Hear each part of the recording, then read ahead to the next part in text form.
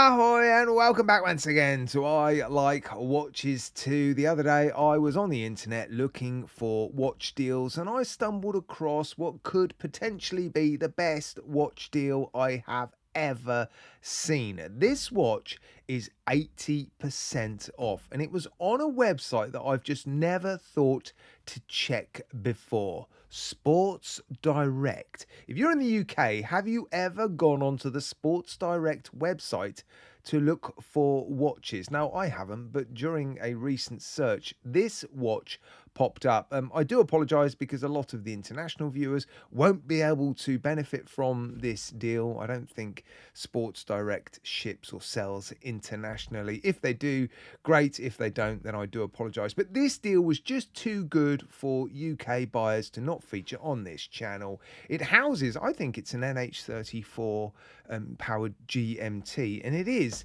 a depth charge. Now, I've reviewed the dive watch by Depth Charge, and others have reviewed it, and some people have claimed that the dive watch is the best value for money dive watch that's ever existed. I don't think it is, but it's a pretty well spec'd dive watch, and it can be had for very little money. Well, I paid £47 for this watch. Let's have a little look at it, shall we? See if it's any good. All right, I picked up, well, the only one that's available on their website for £47 is this black dial version. There are others that are heavily discounted. I think this watch is normally, there's a price on it somewhere. Hang on. Here it is. Yeah, £235, but I've paid 47, and it's not a bad looking watch, is it? Like I said, I've reviewed the dive watch. I wasn't blown away by it, but it wasn't bad at all. And so for £47, it was definitely worth getting this in. Look, milled in elements to the clasp. £47. I still can't believe it. And it's not like they discounted or heavily discounted a horrible colour. It's probably the best one, isn't it? Although I do like the white dial version probably a little bit more. It's quite chunky. There's polished center links on the bracelet. Right, let me get the plastic off and we'll have a closer look at this watch. I'll open it up as well and just double check. It is an NH34. Right, there we go. I've removed all the plastic and yeah, it's very similar to their dive watch in terms of specifications and build quality. Not a bad watch at all. In fact, it's outrageous for £47. I'll put it on the time grapher. I'll show you the lume degrading at the end of the video. I'm going to open up the case back. But yeah, it looks decent, doesn't it? Milled in elements to the clasp. Yes, the outer shell isn't great. The bracelet links, a little bit jangly, but they seem to be solid. The end links are solid. Split pins, not the end of the world. Yeah, the crown action is nice enough. The finishing looks all right. The polishing doesn't look bad, actually. Yeah, on those center links, I'm not seeing any obvious streaking. Some large polished surfaces on the case, and again, they look all right. The bezel, steel bezel, 24-hour bezel, of course, being a GMT, looks to be nicely finished. You do have a polished edge look, and the brushing is sort of sunburst brushing radiating away from the center of the dial. The markers look to be nicely printed. End link fit is good. Female end links. A little bit of taper on the bracelet. A fully polished case back, so it's going to mark up a little bit. You know, the clasp could potentially catch it or whatever.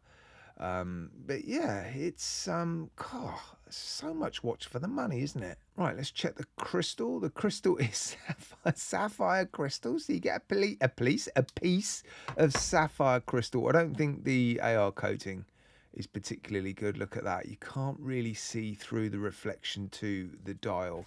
Let me give you the dimensions. 42 millimeters. Oh, a bee's dick under 14 millimeters thick. 49mm case length, 20mm lugs. Bracelet tapers down to 18. I haven't resized it yet, so with all the links, it weighs, oh yeah, it's quite a chunky beast, isn't it? It's 192 grams. It is a 200 meter dive style GMT though, so it's gonna be chunky. Right, there we go. I've just resized it for my wrist. There is a diver's extension on this, although it's not particularly attractive when you adjust the clasp to the last pin here. Look, you get to see this rather unattractive part of the diver's extension. But yeah, I wasn't expecting it to have a diver's extension. Proof, I guess, that they've basically modified or added an NH34 movement to their NH35 powered dive watch. But anyway, let's see how much it weighs now for my wrist. It is 172 grams.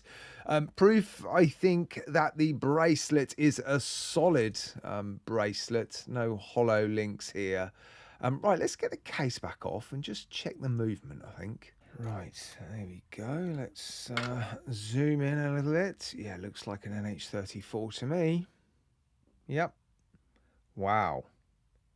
Well, there you go.